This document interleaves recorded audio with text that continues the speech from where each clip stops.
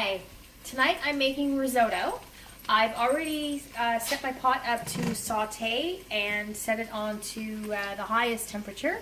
My butter, olive oil, garlic, and onions are actually already sauteing in the pot. I got that started so that you didn't have to listen to dead air and crack, sizzle, and pop while it is softening up.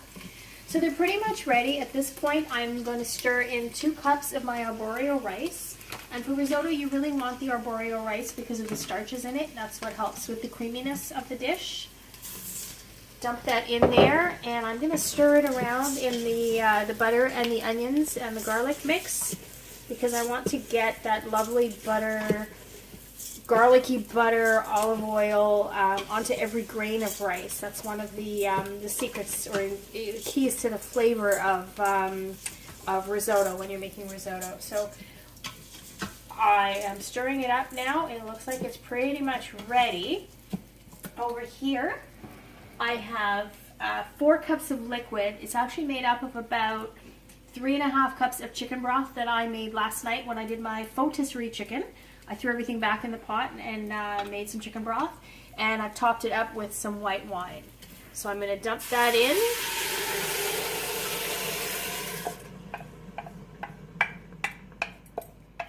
Get it all scraped in there, all that goodness.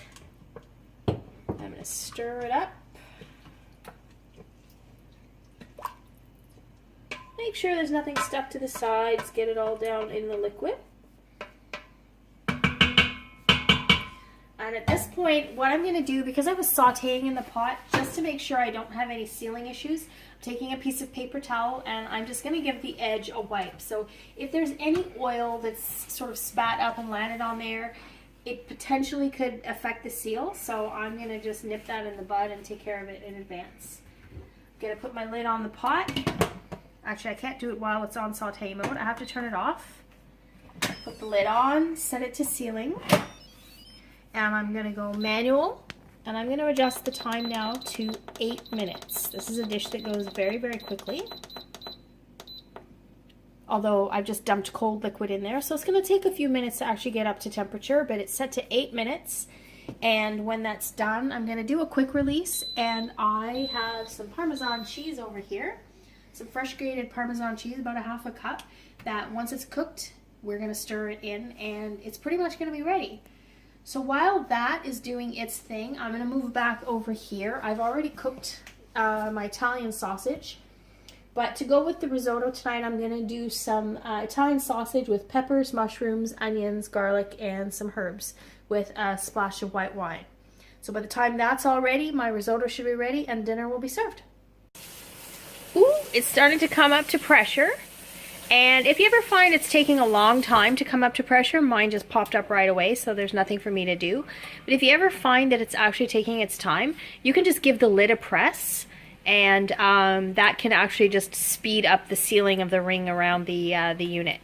So it's come up to pressure, and it still says on. The countdown will start very, very shortly.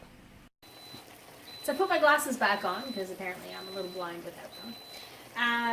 You can hear the beeping.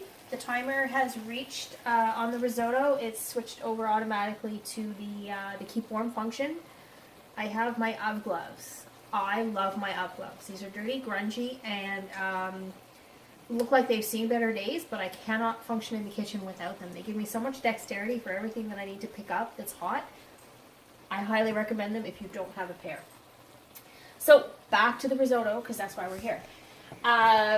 We have reached the time, so now it's time for a quick release. So if you ever see the term QR on any recipe, that's what this is. I can do this with my bare hands. I just keep my hand away from over the top of the valve. If my hand is up here when I release it, I will burn myself.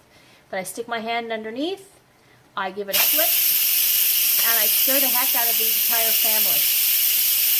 We let that release. It's going to take maybe about a couple of seconds. And if I want, I can move it away from my cabinet, because they don't need a steam clean at this point. So let that go. And you can hear my sausages and peppers sizzling away. That's going to go the side up top of with the risotto for dinner tonight. assuming you can hear me through all the noise. So the amount of time that it takes for the quick release to happen actually is determined by how much steam has built up inside. So the fact that this is taking more than a minute, there's a lot of good steam in there, so you know there was some great pressure. Sometimes you do a quick release and it's gone in like 30 seconds. You might not have as much success with that recipe, but it all depends on what you're cooking. If it's vegetables, obviously you don't want them overcooked anyway. So we are getting there. I can hear the steam is slowing down.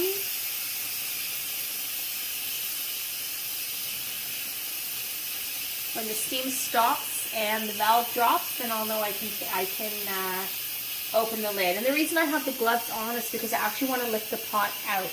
And as I mentioned, the gloves give me so much dexterity that I don't have to fiddle and fart around with towels or oven mitts or pot holders that might slip and then I'm still going to burn myself. I know I'm pretty good. I'm pretty protected here. Now it's still releasing, but if I give the lid a jiggle, oh, it's not ready yet. Sometimes it'll actually drop the valve, but we're not quite there yet. So it's taken 2 minutes, at least 2 minutes so far. There we go.